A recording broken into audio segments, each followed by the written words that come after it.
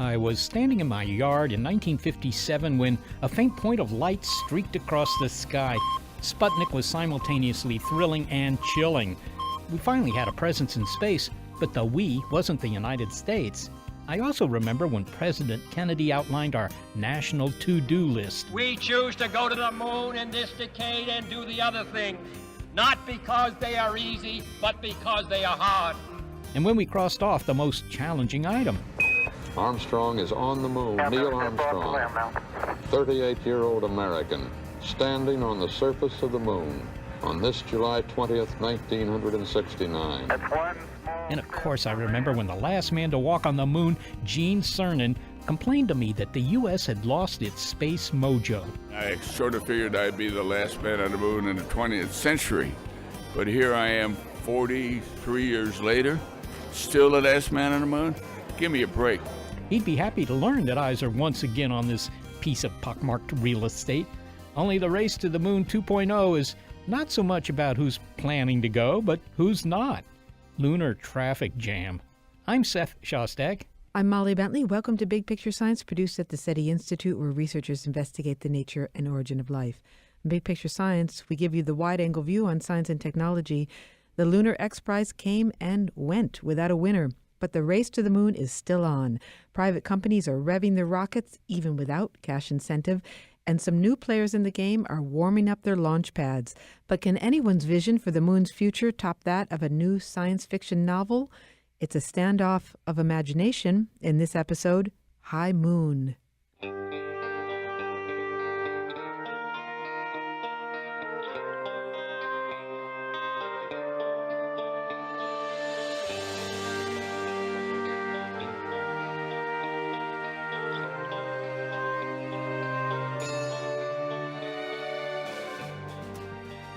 Well, Google's Lunar X Prize has ended, and we do not have a winner, folks. Private companies weren't able to arrange a moon launch by the March 2018 deadline. As you know, there is no such thing as a free launch, and this rocket contest was no exception. The company with a successful moonshot would have lined its pockets with 30 million buckaroonies. As it is, the money presumably continues to collect interest for Google. But our interest is looking up because the race to the moon is not over. Far from it. The number of companies and nations interested in orbiting its rugged landscape or landing on its dusty regolith is sheer lunacy. You'll find out who these competitors are and their motivation to commit to an Apollo redux. But first, we hope everybody has their seat restraints on, because we have some news. One man, it seems, has beat them all. He's on the moon now.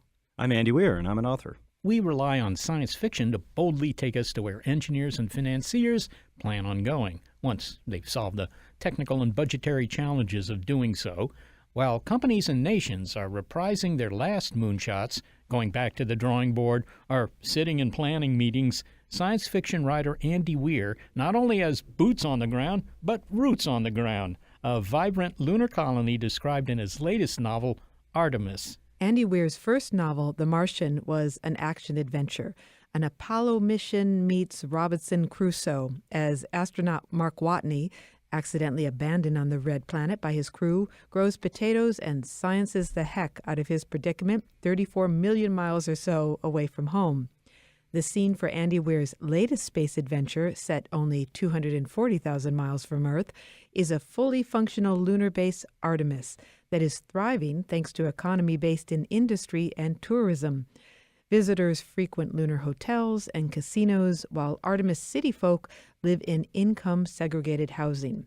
Some things do not change. The protagonist in Artemis, however, is a heroine this time, named Jazz Bashira. Science fiction has always led the way in shaping our future, and sometimes it actually gets it right. The movie Total Recall, for example, anticipated autonomous vehicles. So while we patiently wait for the next real moon adventure, we can use the fictional Artemis to imagine what a continuous human presence on our natural satellite might be like. Readers of The Martian know that its author was famously finicky with facts, always trying to get the science right. A self-professed space nerd, Andy Weir also did his homework for Artemis, but still allowed himself to take imaginative leaps for humankind. Okay, I have to ask you, Andy. You know, historically, planetary exploration begins with the moon before attempting a mission to Mars. You did it the other way round. Any reason you chose the moon as number 2? Well, The Martian was a story about, space exploration, and I wanted Artemis to be about colonization. I started off with the concept of I want a story about humanity's first city that's not on Earth. And so I speculated on where that might be. And to me, it's very clear that it'll be on the moon. Mars is really far away. The moon's much easier to colonize than Mars. And the moon has materials that you can make use of that are there, as opposed to, for instance, low Earth orbit. If you want to make a city in orbit, then you'd have to transport literally every gram of mass that the city is made of up to orbit. But on the moon, you have materials you can use. All right, you said right there that the moon is an easier place to colonize than Mars. You know, that isn't so obvious to me. I mean, the moon is kind of short on things like, I don't know, air and water and a lot of things. It's kind of a tough environment. But it's actually much more colonizable than you might suspect. First off, it's riddled with this mineral called anorthite, which is made of, among other things, aluminum and oxygen. So if you smelt that, you have metal to build your moon cities and air to fill it with. So it's true, the moon doesn't have an atmosphere, but it has a huge amount of oxygen. Okay, but you've got to get it loose from the rock. Yeah, you have to smelt it, and that takes an enormous amount of power. And Artemis is powered by nuclear power plants. Why not just endless fields of solar collectors? You would need literally almost endless fields of solar collectors. Like, you would need so much mass in solar collectors to get the kind of energy necessary for aluminum smelting that it would be easier just to send the aluminum. While the Martian was a man, Matt Damon, I believe his name was. Right? Yeah, well, yes. Your hero in Artemis is a young woman, Jazz. Was that a more difficult challenge for you in terms of character development? Yeah, it absolutely. Well, not character development, but just kind of outlook and attitude. Now, Jazz is sort of a tomboyish, and she grew up in a rough and tumble city. I mean, it's a frontier town. It's not like a crime-riddled city, but it's still a frontier town. And so her culture and her belief systems and stuff are all from a culture that I made up. So by definition, I'm right on that. But still, no matter how equal we are intellectually, men and women see things a little differently. They approach problem solving a little differently. And I have no inherent knowledge of that. I've never been a woman. And so I did the only thing I could do, which is subject matter expert. I gave the manuscript to every woman in my circle of trust, every woman who I could trust not to throw it up on the Pirate Bay or something like that, right? And I got all their feedback, and I made changes accordingly. She still comes off as kind of male, maybe because as a character, she is pretty immature for her age, but that was deliberate. I see. Okay, so you did pass this by women. I was going to ask you absolutely. that because, all right. And I made changes accordingly. Now, she doesn't have a professional occupation. She isn't a brain surgeon on the moon or anything like that, but she is clearly bright, and I think that that's essential for you, Andy, because unlike in the movies where the heroes often win by physical force, in your books, they think, or as the Martian said, I'm going to have to science something out of this. And they like working puzzles. Why do you choose to have heroes and heroines who think, not shoot, their way out of a tough situation? Well, I think, especially in books, cleverness is much more fun to read than action. In an action movie, action's really awesome. But in a book, it doesn't come across as exciting. It's just being described to you, Also, I mean, that's just kind of my mode. It's the kind of storytelling I like and the kind of storytelling I like to read. As a character, Jazz is literally a genius. She just is also extremely lazy and unmotivated, and so she doesn't really take advantage of it, which is why she's a delivery girl around town rather than, she could have been anything. Yeah, okay. But, one thing that she faces all the time is the fact that you seem to be very inventive about putting your heroes in trouble. Yeah. Nothing seems to go right for more than a few pages, it seems. And then, bam, there's a new problem that erupts. Yeah, and usually in her case, it's self-inflicted. Like, most of the problems she encounters during the book were because of decisions she makes either during the book or before the book began. And that's a real element I wanted to show because she's, although people don't believe this, her personality is actually a lot based on me. Like, ostensibly, on paper, very intelligent, but still making really bad life decisions in her 20s. Well, obviously, it couldn't have been too bad in the long term here. I found success in my 40s. The trip here was not smooth. That's better than most people do, I suppose. All right. Now, you've constructed a very ingenious colony in your book.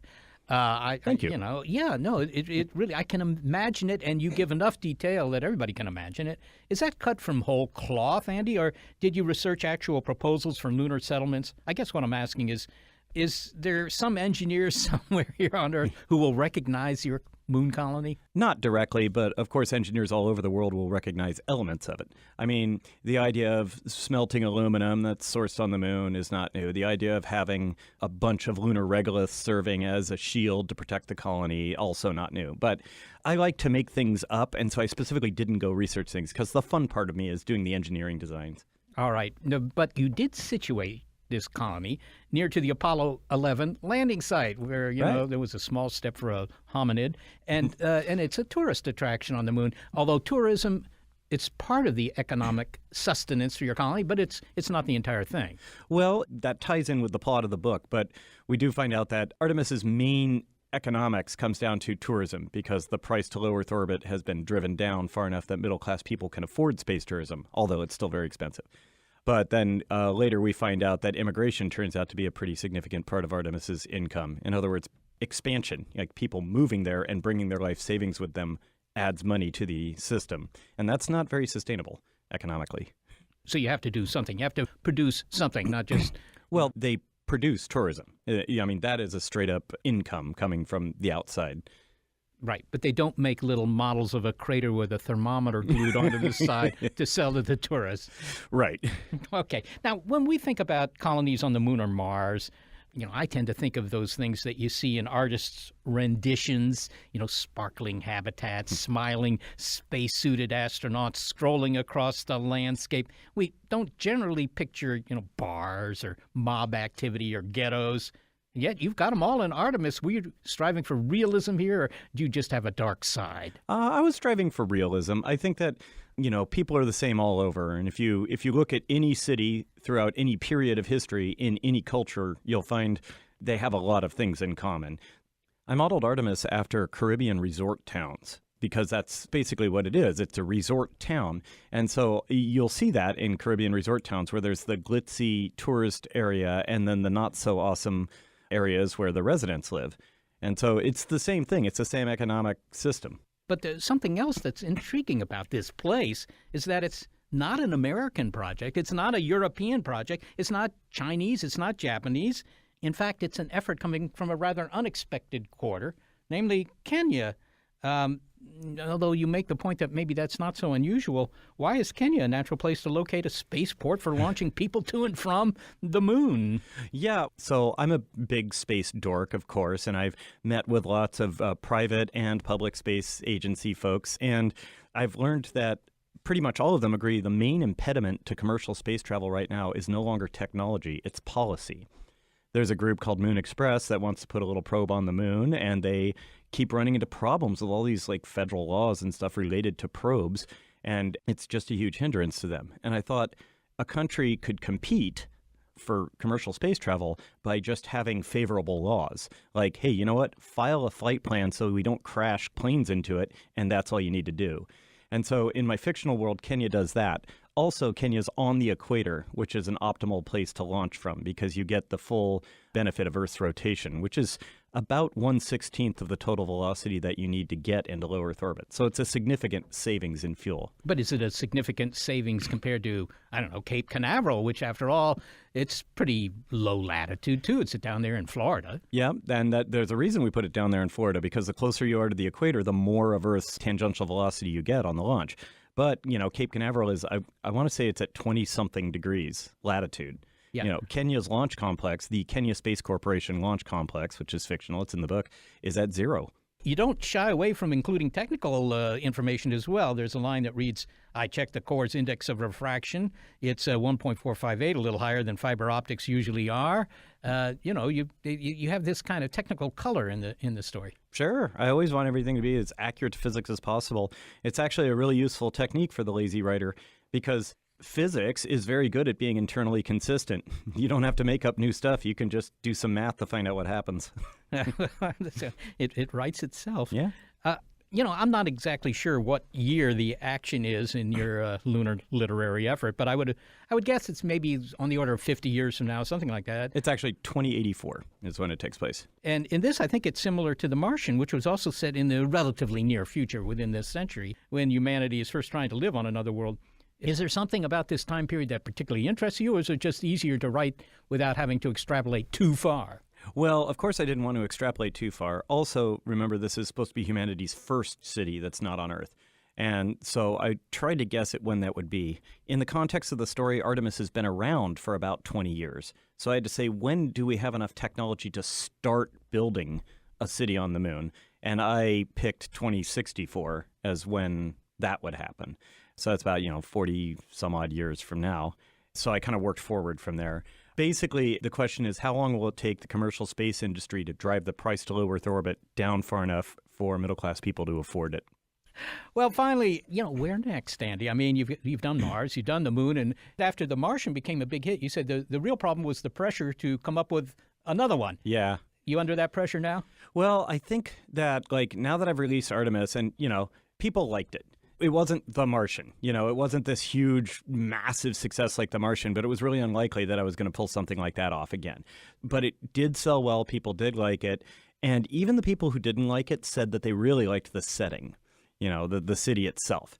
And so what I'd like to do is write more books that take place there. I'd like it to be a series of books where I don't necessarily focus on the same characters every book. And I love that. Terry Pratchett's Discworld is a good example of that, where it's a shared setting, but lots of different things going on. And with each new book you read in Discworld, the setting becomes more and more rich and vibrant and clear in your mind. Eventually, it requires zero suspension of disbelief to read a book that takes place there, because it just seems as real to you as Chicago, right? And so that's what I hope to do with Artemis. The Artemis Anthologies. Something like that. Andy Weir, thanks so very much for talking with us today. Thanks for having me. Andy Weir is an author. His books include The Martian and, most recently, Artemis. Well, it sounds as though Andy Weir, at least, is going to stay on the moon for a while. Yeah, I guess we'll find out later if that is mirrored in reality, whether a permanent presence is, planned and done. In his novel, the main economies driving moon settlement, well, there's really one. It's tourism. Do you think that's likely? Well, I think that probably is likely, actually. I mean, people have done studies, sort of market studies of, what people would go into orbit for, pay a lot of money to go into orbit for the weekend, and it's mostly tourism. They like the views. But that would be in orbit around the moon, not necessarily colonizing the moon. No, that's true. And that was actually in orbit around the Earth, too. That's what I was thinking. But, yeah, colonizing the moon, that's indeed maybe not tourism, but the deal is that the tourists are sort of an ongoing industry. It's like the city of San Francisco. They do real stuff there, but there are always these tourists coming through that add to the economy.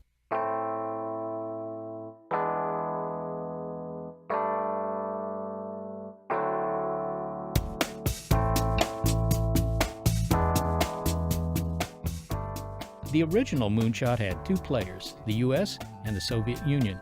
Thereafter, the Space Club grew, but it still has a way to go.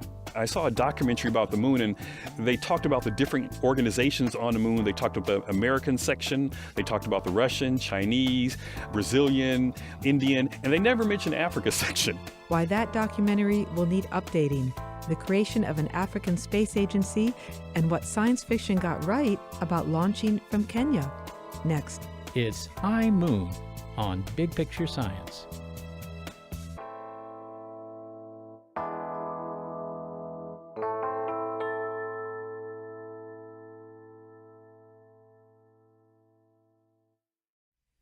You know the scene. That one person at the dinner who can speak confidently about what's going on in the world, from business to politics, from science to the arts. Well, there's no chip implanted in their brain. It's simpler than that. They read The Economist. The Economist clues in its readers with what's going on, and not having it is like, buying a car without an engine. Facts matter. I just read a really impressive piece on how some of the major oil companies are shifting their strategies away from continuing to simply pump hydrocarbons out of the ground. The Economist covers science and technology, which is something I personally like, of course. So here's the deal for you. The Economist is the smart guide to the forces that are changing your world no matter what you do.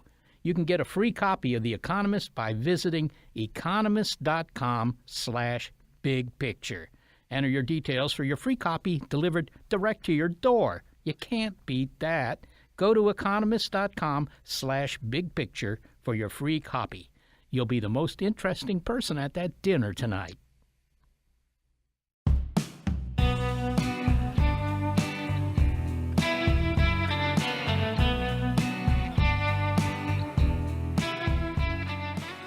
The Space Club was once pretty cramped with only 2 members, the United States and the Soviet Union.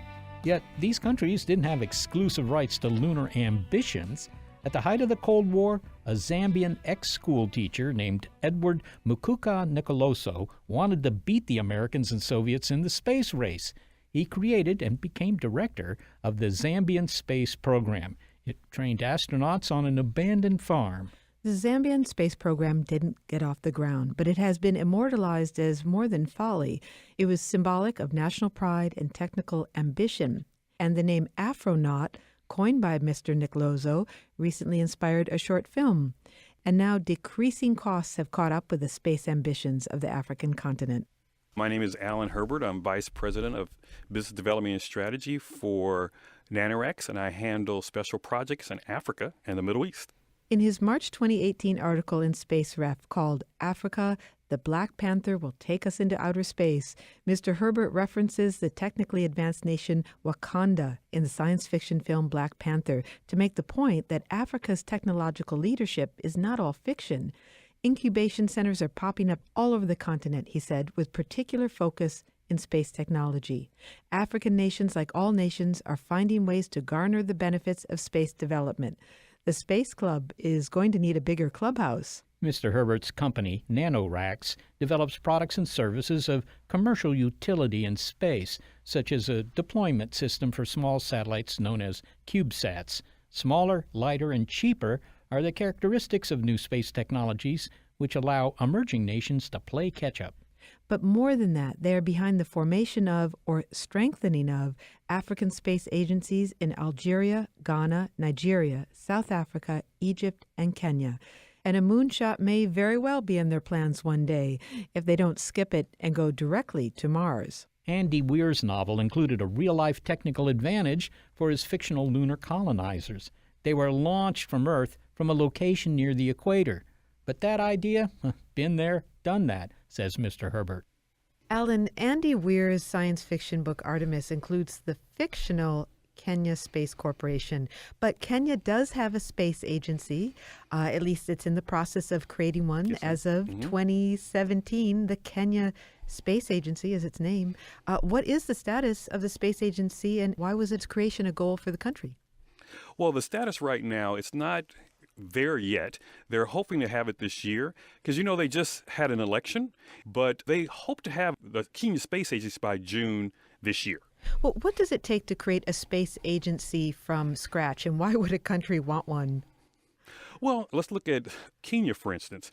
They have been involved in space since the early 1960s, and many people don't know that Kenya has a equator launch facility that was built in 1964 by the Italians and NASA. And so they launched 27 rockets there into orbit. And because it's in the equator, a lot of countries want to launch in the equator because it saves on fuel, because you get an extra boost because of the turning of the Earth at the equator. So they save a lot of fuel being there. And so now Kenya's deciding they want to do things on their own, and they haven't launched anything there since 1977. But if you look at what's happening in space for emerging countries, and I don't call them developing because they're really advancing right now, space is very important for them because they have to buy all the data from somewhere else or get it from somebody else. So they want to have their own. And one thing that happens is when you look at small CubeSats or satellites, it's great for Earth observation, for health monitoring, migration, weather monitoring, which is huge for agriculture, is good for national security. Many people don't know that a Nigerian satellite helped them find the girls that we're looking for with Boko Haram. So that was very important. And also it monitors climate change. So what I'm hearing is that space is the place to be if you're an emerging nation. Now, the space that you're defining is the space of low Earth orbit or Yes, it is. geosynchronous orbit. We're Yes. not talking about the moon, although a lot of Not the people moon aren't yet. Now, coming back to Andy's book for just a moment, in his fictional book, Artemis, the moon is the goal for his fictional Kenya Space Corporation. Are there any African nations that have their sights on the moon?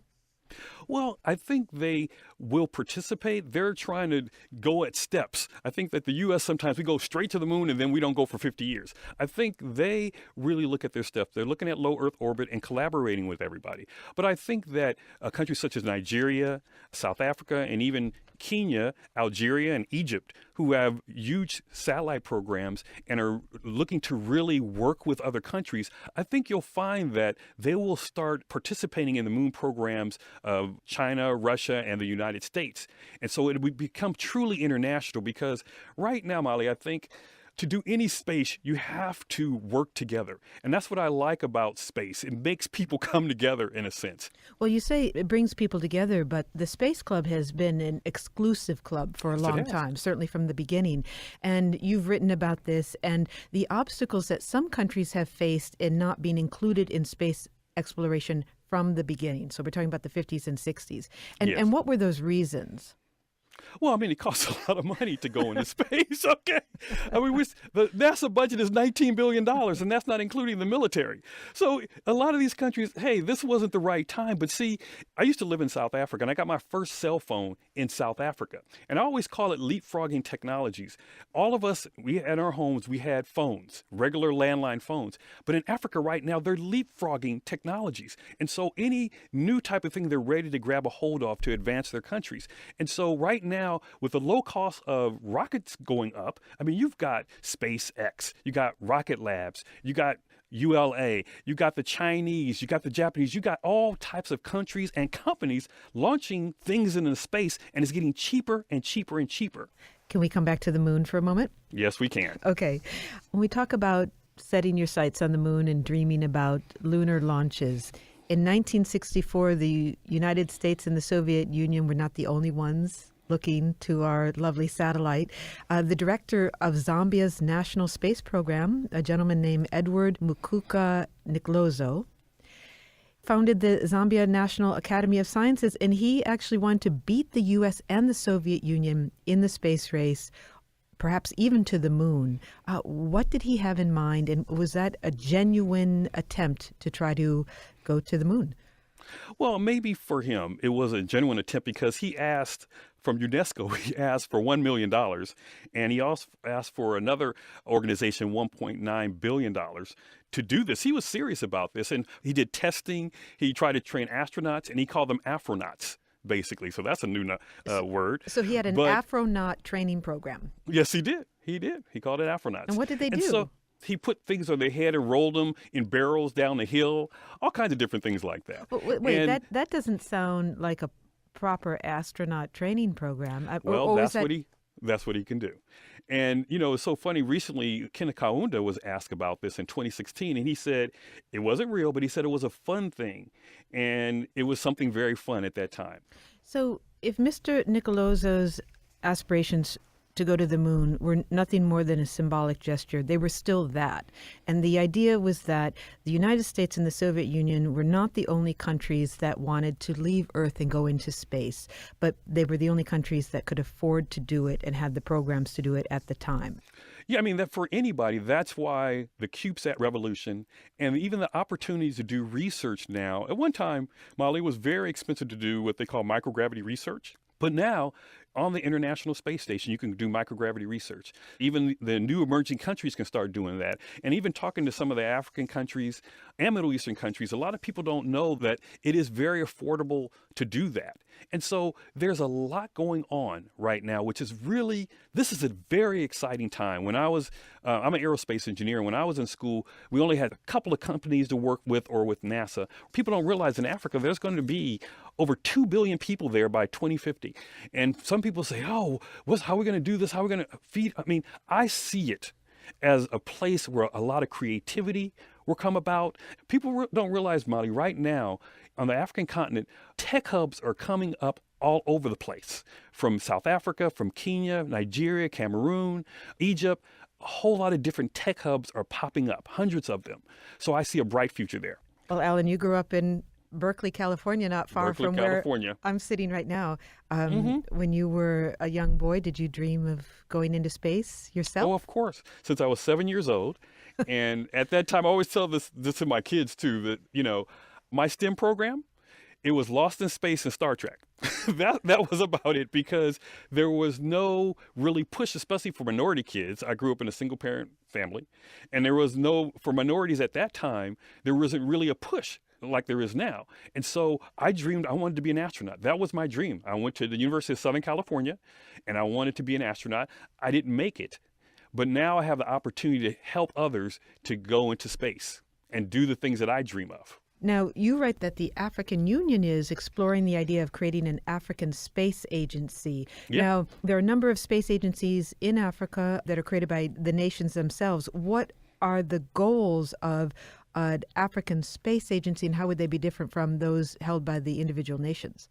I think that's why you have the African Union when it was started. They know that working together, they can do more. And right now in 2011, they did a study to start an African space agency.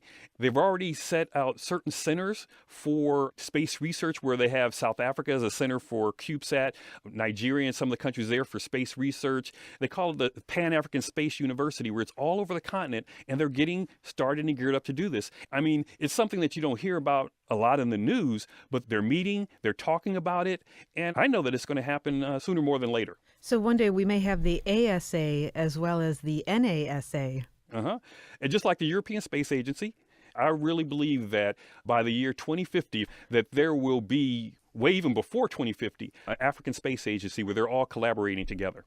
I saw a documentary about the moon, and they talked about the different organizations on the moon. They talked about the American section, they talked about the Russian, Chinese, Brazilian, Indian, and they never mentioned Africa section. And so I think that there will be an Africa section, and I think even with the African Space Agency, with them working together, they will be on the moon and they will leapfrog and go to Mars with everybody else.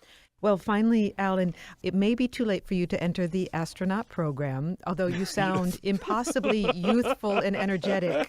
However, if in the next decade or two you have a chance to go into space, will you take it? You know, I had the opportunity to go on the zero gravity plane. And that was where you have a couple of minutes, seconds of zero gravity, and that was great too. And, you know, I probably would. I would have, my wife would look at me crazy, but it is something that I would like to do. But I really want to encourage young people who really haven't had that opportunity to say, hey, here's an opportunity to start a business, to start a space business, to go into space, to really be involved no matter where you come from, no matter what country you come from. It is open for everyone. And that's what my real goal is, to make space open for everyone and to make it a place where millions of people can work and live. And it's for everybody. It's not just for a select few. Alan Herbert is Vice President of Business Development and Strategy for NanoRacks. He handles development in Africa and the Middle East, as well as special projects. Alan Herbert, it was a delight to talk to you. Thank you. Delight to talk to you too, anytime. Alan Herbert is Vice President of Business Development and Strategy for NanoRacks.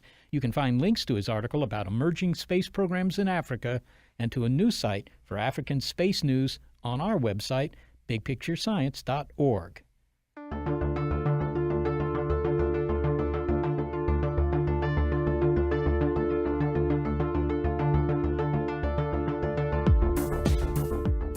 Coming up, some people are getting positively giddy about a return to the moon.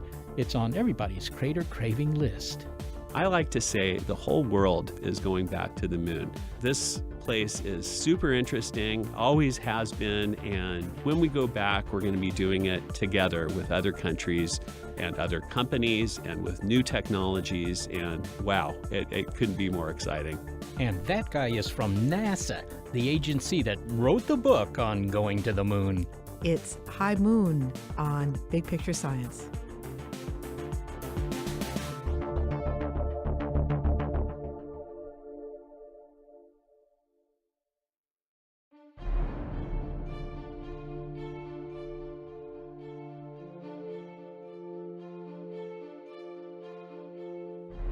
Let's remember that the moon did just fine by itself for 4.5 billion years. It had little to do with Earth except to cause some tides and see our blue planet in its skies. But that changed 59 years ago when suddenly the moon witnessed a couple of hunks of hardware coming its way. The activity hasn't stopped. And in case the moon thought at least it wouldn't see humans again, surprise! I am incredibly excited about the idea of putting boots on the moon again.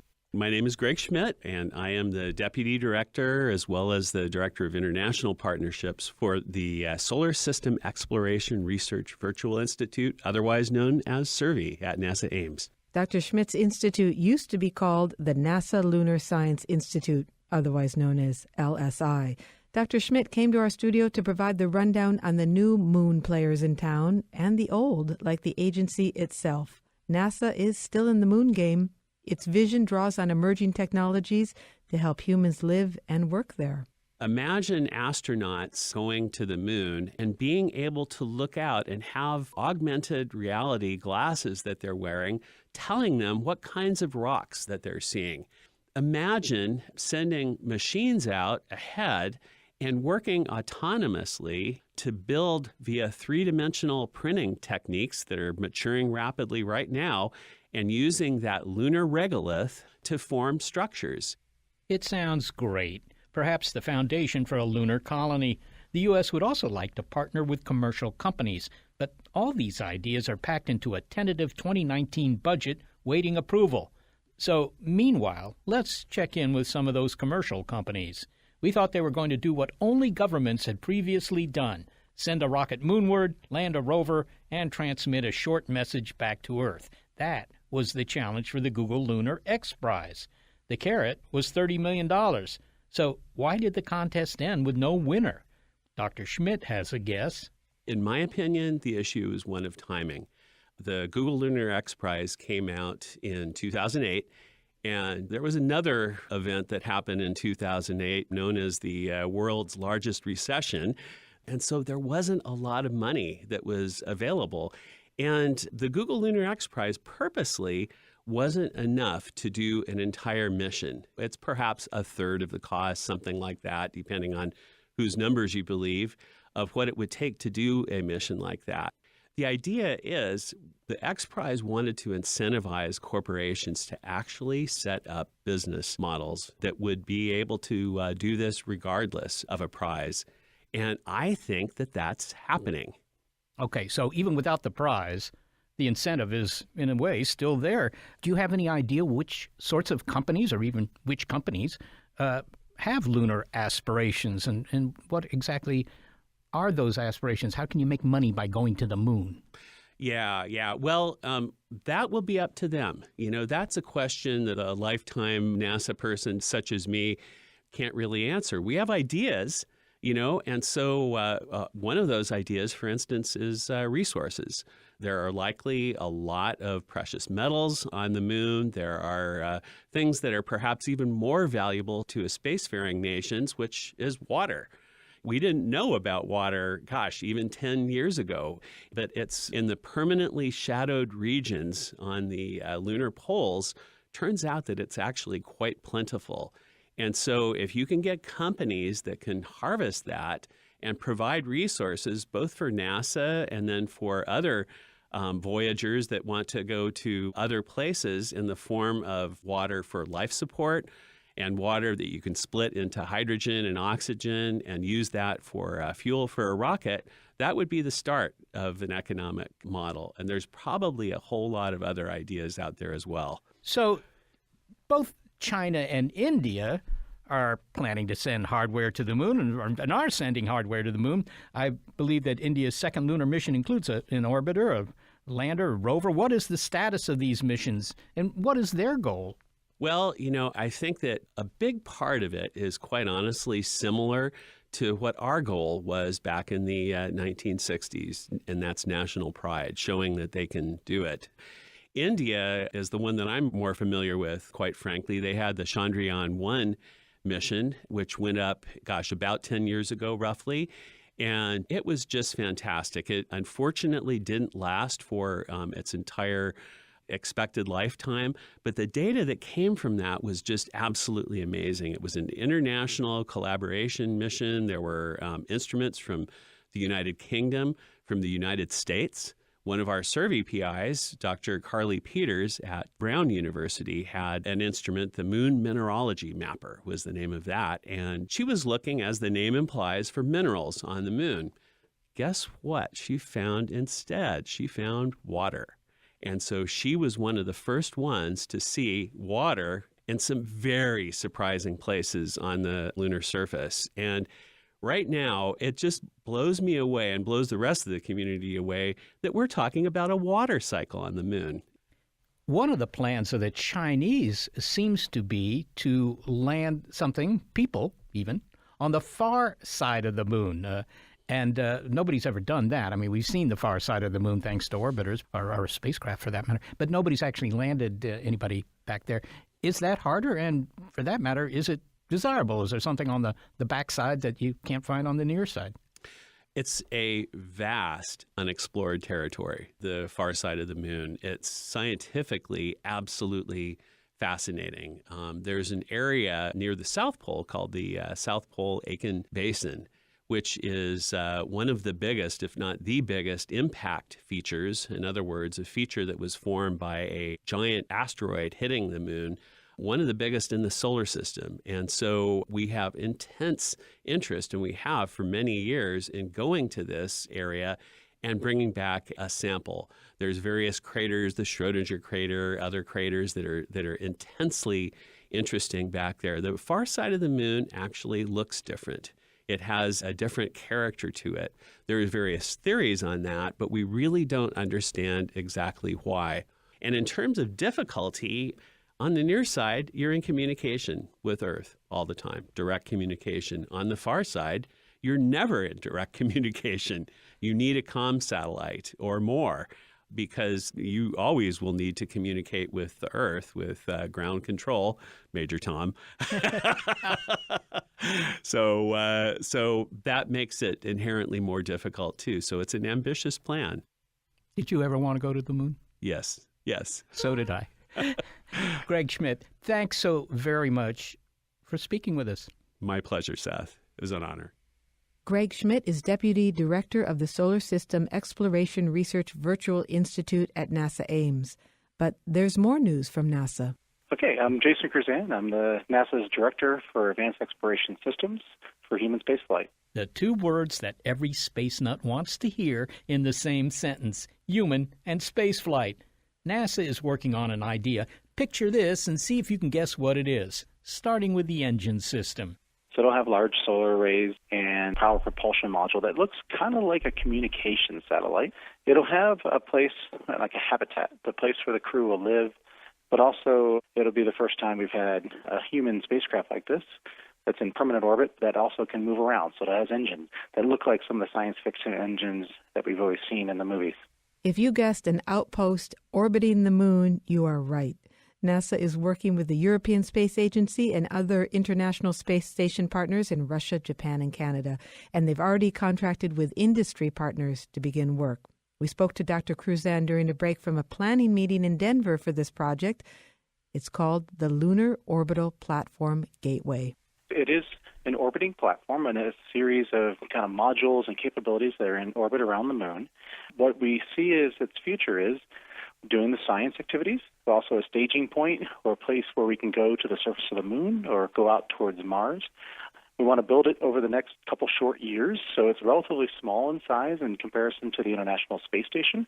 So it's not a station per se because it also has engines. Why put it around the moon? I mean, if we can put things in orbit around the Earth without too much trouble, it seems. I mean, what's the advantage of putting something in orbit around the moon unless you're, mostly interested in studying the moon? There's a couple of different reasons. One of them is, we do want to study the moon. The other challenge we have is gravity. So Earth's gravity well and the moon's gravity well. Putting things around the Earth, it takes quite a bit of resupply or propellants and such in order to keep it in orbit around Earth. Around the moon, the gravity well is considerably weaker, and we can actually put this kind of infrastructure out there, and it doesn't take as much to keep it where it's at. And then while we're moving it around, just in our space area around the moon, we can also then take other things like going landers to the surface of the moon, or the spaceships that we want to take outwards towards Mars with humans. We also need kind of a place to park those when they're coming back from those kind of missions, or when we're building them up to send them out for another trip. So it's kind of that gateway, that staging point for opening up the rest of the solar system. It's sort of like a base camp for, I don't know, going up Mount Everest or something like that. Yeah. Okay. That's a very good parallel. There's a lot of parallels in history to the same thing. I guess that's true. So if I had a job aboard this gateway, how long would I be on duty before I got rotated out and could go back to Earth and enjoy the amenities and pleasures of that planet? Yeah, so what we're envisioning at the beginning here is it's a crew-tended platform, meaning that people will come and go on a yearly basis, and what we'll do is we'll send folks up at least once a year for about 30 to 45 days. And they'll set up new science, they'll conduct research activities while they're there, and they'll also get it ready to run science when the crew is not there. And it is an international effort, right? Correct. You said that the scientists could go through an airlock and go down to the moon, presumably do some science there, maybe build a telescope on the far side of the moon. There are a lot of things you might want to do on the moon. But in the movies, they have something that looks like, I don't know, a taxi, a space taxi that sails out of an airlock and takes them down to the moon and brings them back. How do these guys get down to the surface of the moon, whoever's on this gateway?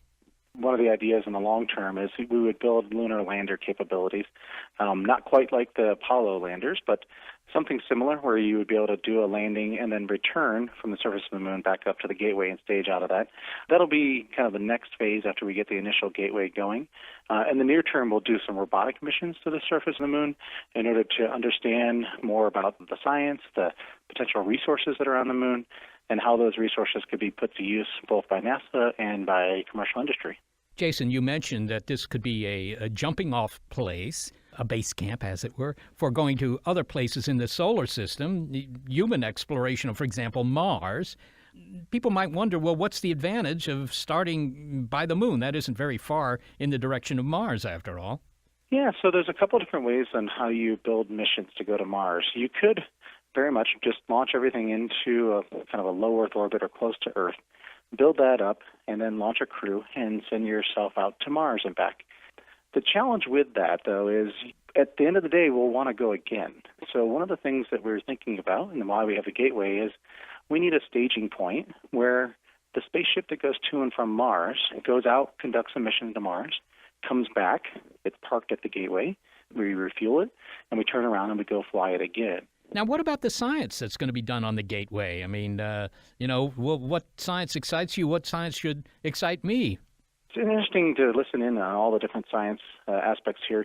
We have scientists that study the sun. They study the solar wind interaction with Earth and our magnetic sphere that we have here on Earth. There's other folks that look at origins of the universe and origins of the solar system, studying kind of the record that's on the surface of the moon to do that. Other folks that look at Earth science, of just studying the Earth itself. You can imagine telescopes on a gateway looking out and seeing the entirety of the Earth in the view of a single telescope, and being able to study global weather patterns or interactions on a global scale, all in one single view of a camera. Jason, Andy Weir's most recent book, his follow-up to The Martian, involves a colony on the moon, and it's not set so far into the future. Can you imagine this gateway as being, if you will, a gateway to colonizing the moon? Yes, I can. I mean, I can absolutely see the ability first starting off in orbit and then being able to make landers that can land on the surface of the moon, make landers that can be reused, really for self-sustaining activities like that, like colonizing and such. You need to create value in some way. Value can come in the form of science and understanding and inspiration, but on a commercial sense, you got to find out what the commercial values are. The gateway is kind of a first step to opening up that other kind of utilization of the moon for many different purposes. Well, finally, Jason, when will you know if the gateway is going to get the green light? The president has made the request of the funding for the gateway. That will go in to Congress here, and they'll either give us that funding or give us some slight modification to those plans. But we're hopeful to be able to understand that here in the coming months, because we'll get our appropriations for this year, and then we'll be then moving on to the money that we need to actually go build the gateway. Jason Cruzan, thanks so very much for speaking with us. No, thanks for having me today. Jason Cruzan is NASA Director of Advanced Exploration Systems for Human Spaceflight. So what we're hearing is that while science fiction is already on the moon, and has been for a while actually, the real guys with rockets are getting back into it, and they're not restricted to players number 1 and 2 anymore. Right. It looks like it's become truly an international event to get off this planet and onto our natural satellite. Yep. There's plenty of science to be done of the moon and on the moon. And eventually, maybe even colonization is in the picture.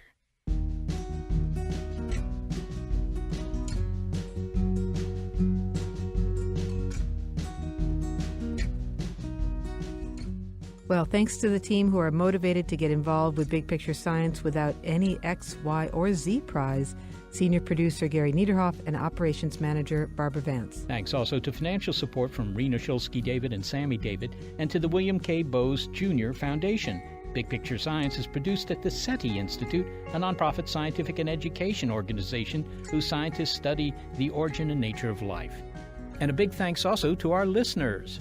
Your ears have been attuned to Big Picture Science High Moon. If you'd like to hear more Big Picture Science episodes, well, you'll find them in our archive at bigpicturescience.org, and you can also find links there to our guests. And if you're a podcast listener but prefer listening to over-the-air radio because radio waves reach the moon but podcasts don't, check out the listing on our website of the more than 140 radio stations that carry the program. And if your local radio station is not on that list, consider letting them know you like the show. And if you never want to miss an episode, subscribe to BiPi-Sci, that's our nickname, on iTunes, Google Play, Stitcher, Spotify, and iHeartRadio. You can also find us on Facebook and Twitter. And to reach us directly with your comments, be sure to throw in some faint praise. Email it all to bigpicturescience@seti.org.